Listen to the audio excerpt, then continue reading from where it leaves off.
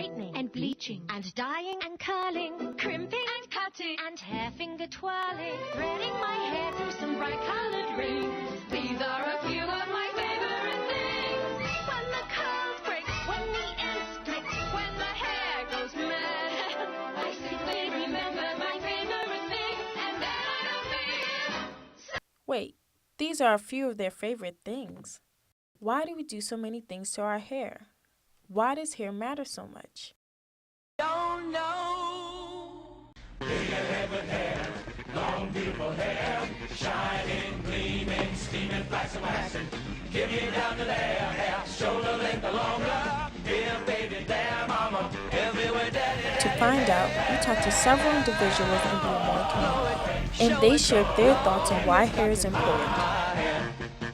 Let it fly in the breeze and get caught in the trees. Give a home to the fleas in my hair. A home for fleas, a high for And gave us an exclusive look of what they do to their hair.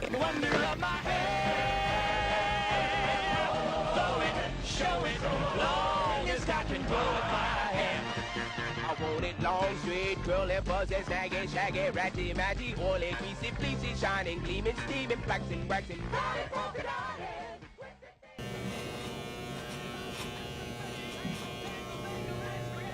When did you decide to start shaving your head and why? I'm not exactly sure how many years ago it was, but a number. 6, 7 years ago, something like that. How old are you? Pushing 50. And the reason that I started shaving my head is because you don't really have a lot of options at a certain point. When your hair has gotten as thin as mine had gotten, there's not really a lot good that can happen at that point. I mean, I could let it grow out just kind of naturally, and it would be thick on the sides, and it would look like somebody stuck a small sprinkler on the top of my head and put it on low, and it would just kind of, and that would be bad. Or I could, do I could do, various kinds of comb over things, and that would look awful too. And then, they don't look good when they work, and most of the time they don't work because you get in the wind and your hair would fly out that way, or you can't go in water or whatever. I could do the kind of, try to take what hairs I have and create some kind of construction like Donald Trump does, this kind of spun sugar thing that he's got going, and that looks junky too. Yeah, that looks crummy too. So again, there aren't a lot of really good options once your hair is thin past a certain point, and shaving your head makes it simple. It's, at least you're in on the joke at that point, you've acknowledged that this is an issue. There's nobody going to go, I wonder if he knows whether everybody can tell that he's, that we see his toupee, or that looks ridiculous. I mean, this is my head. This is what it does. So there's a kind of, honesty about it, I guess. So I start out doing a kind of systematic thing, and then it kind of falls apart somewhere in the middle of that. So you started with strategy a little bit, like you try. Yeah, no, I try to cover. I do one kind of sweep through, just once, and as I think I said, normally because it produces a lot of little tiny hairs, I would normally not be wearing a shirt, but this isn't a horror movie, so we're not going to do that. So yeah, just start and make cuts.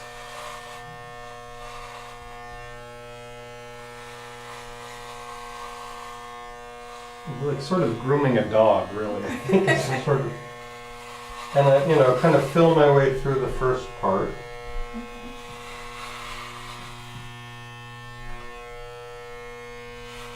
One thing you discover by doing this, however, is the real shape of your head, which is, at least in my case, a lot lumpier than I thought it was going to be.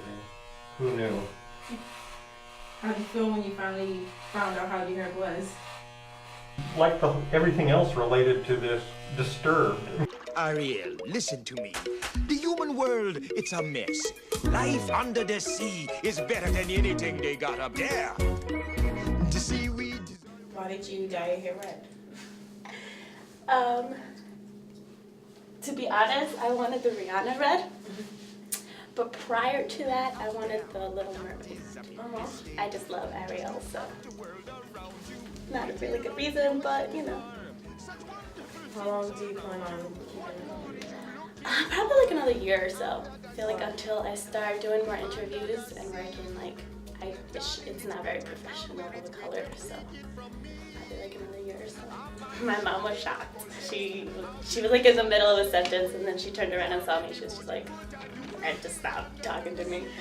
And my dad liked it. Everybody else in my family liked it. And my friend said it suited me, so. If they didn't like it, would you still keep it? Yeah. I have, I don't know if you remember Elliot, but he was like, I don't think it suits you. I don't like it. And I was like, well, I do, so it's my hair. So I usually just let my hair do what it does. Like if it usually decides what it wants to do when I come out of the shower. And depending on that, it does what it does. I don't like to control it just because when I try, it doesn't work out. So I'm like, whatever. Why do you think women are so fixated upon how their hair looks with the constant color changes and cutting? I don't know. I guess hair makes the girl. Like depending on how a girl's hair is depending on what people think of her. I would guess. I'm not like that, so I wouldn't really know. But that would be my thing. Like some people put in more professional, wanted a certain color, a certain cut, what's in style. So would you say women value hair as their most important asset to when they go out in public? Yeah, that and their makeup.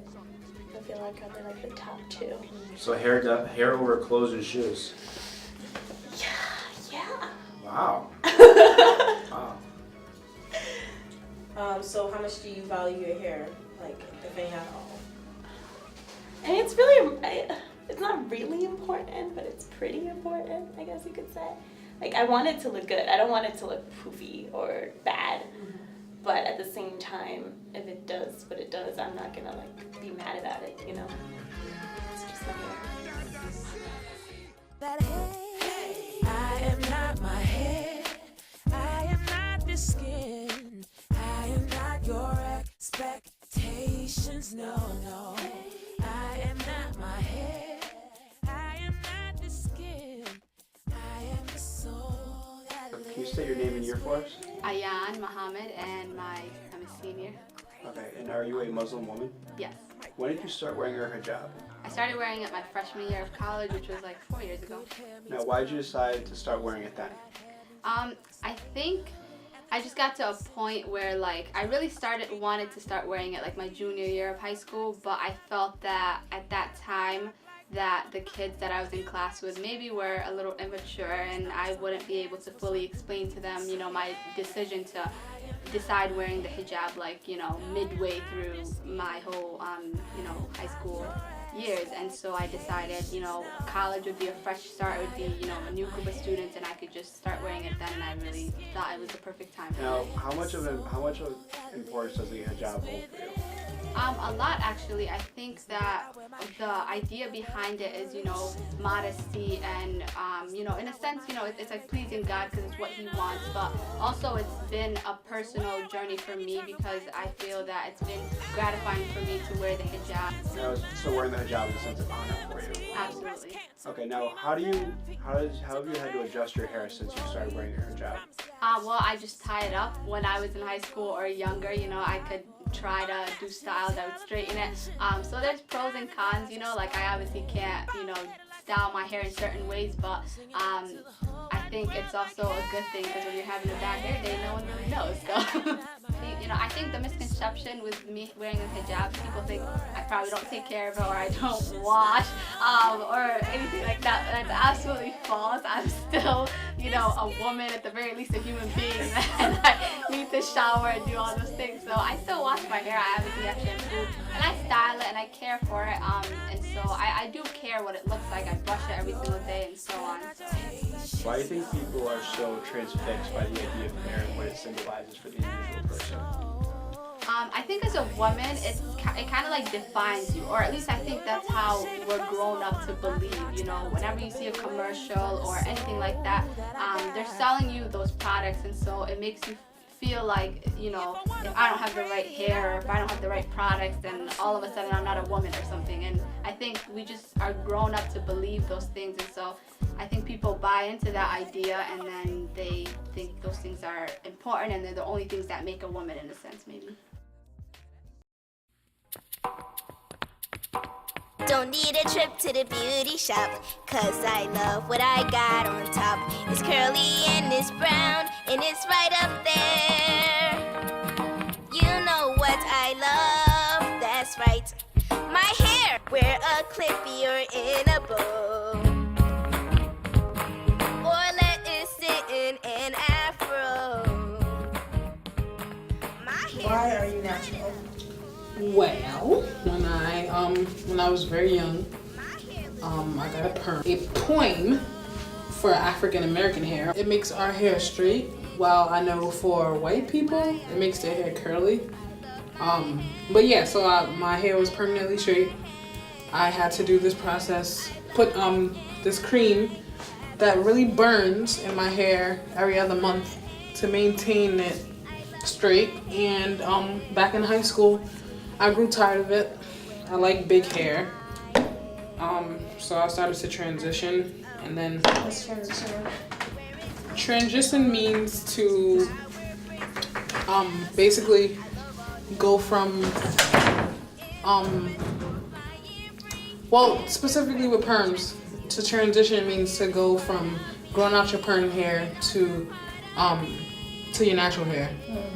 And the difference in textures are amazing. I mean, this is all natural, so this is kinky, some of it is curly, some of it is coarse, and then perm hair is straight. So yeah, I transitioned from straight to kinky back in high school, and I've been wearing it like this ever since. My hair looks good in a cornrow.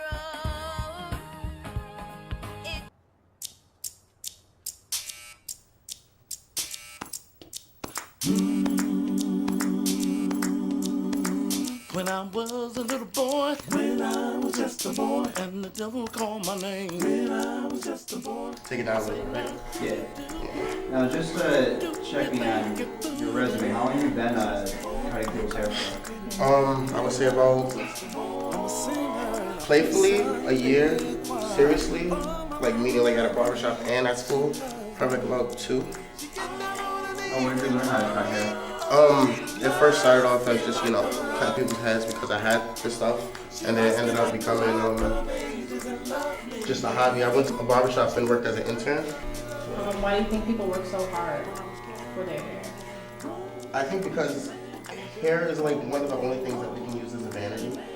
Like, everyone has hair, not everyone, but usually people are born with hair. And it's just something that's easy access, something that's a part of you, something that everybody else sees. So like if I'm not looking at your face, I'm just looking at your shoes. If I'm not looking at your shoes, I'm just looking at your face. So people just know that hair is something that you can change around. People really notice hair, people can smell hair, people can touch hair. People notice hair from far. I think it fits people at the same level as well. Like, if I don't think I can fit to a group, I really wouldn't do this, but, and I know I could, you know, get into that group just because of the hair, I will probably do it. People will probably do it. Just because they can. They know it's an easy way of being accepted. I think that's what really hair is all about, easier way for being accepted.